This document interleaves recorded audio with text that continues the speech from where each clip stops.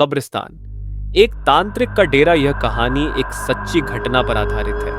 कहते हैं कि आज भी उस टाउन के लोग इसे अपने बच्चों को सुनाते हैं और अपने खोए हुए प्रियजनों को याद करते हैं। आज भी उस तांत्रिक की कब्र पर जूते चप्पल मारने की परंपरा है, क्योंकि वहां के लोग इसे एक बुरी याद का प्रतीक मानते हैं। लुकास नाम के एक छोटे से टाउन के पास एक कब्रिस्तान था, जहां एक तांत्रिक रहता था। उस तांत्रिक की दहशत पूरे टाउन में थी। लोगों का कहना था कि वह सुंदर लड़कियों को अपना शिकार बनाता था। तांत्रिक वासना का पुजारी था।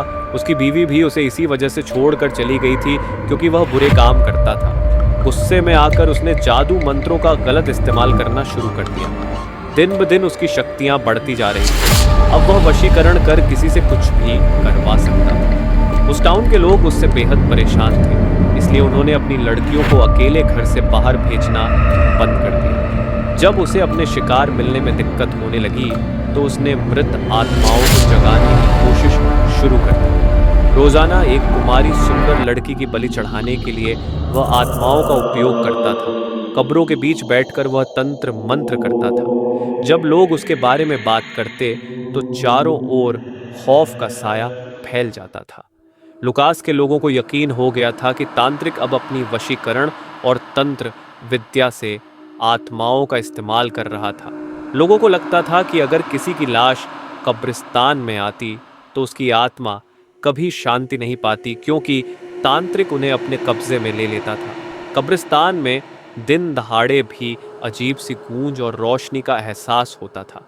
लोग कहते थे कि उन रोशनियों के पीछे आत्माओं की चीखें होती थीं, जो अपने ऊपर हो रहे अत्याचारों से मुक्त होना चाहती थी। एक दिन उस टाउन के एक युवक, जिसका नाम जॉर्ज था, उसने तांत्रिक का सामना करने की ठानी। जॉर्ज ने अपनी बहन को खो दिया था और उसे यकीन था कि तांत्रिक ने ही उसे मारा था। लुकास के चर्च के पादरी ने भी उसकी मदद करने का वादा किया। जब वे अपनी बहन को दफनाने के लिए कब्रिस्तान पहुंचे, तो तांत्रिक छिपकर सब कुछ देख रहा था। अमावस की रात थी और तांत्रिक अपनी शक्तियां बढ़ाने की कोशिश में था।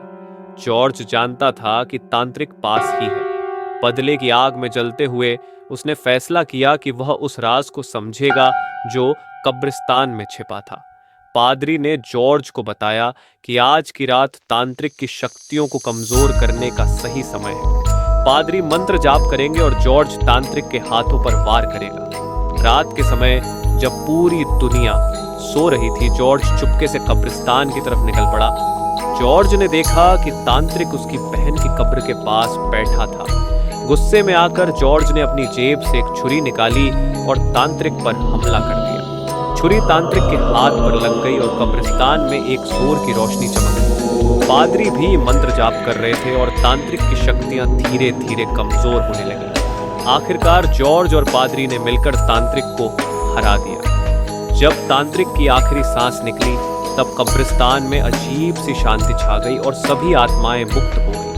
उसके बाद कब्रिस्तान एक सामान्य जगह बन गया। लोग वहां बिना डर और खौफ के आने लगे। लुकास के लोगों ने राहत की सांस ली और अब वे तांत्रिक के काले जादू से मुक्त हो गए थे।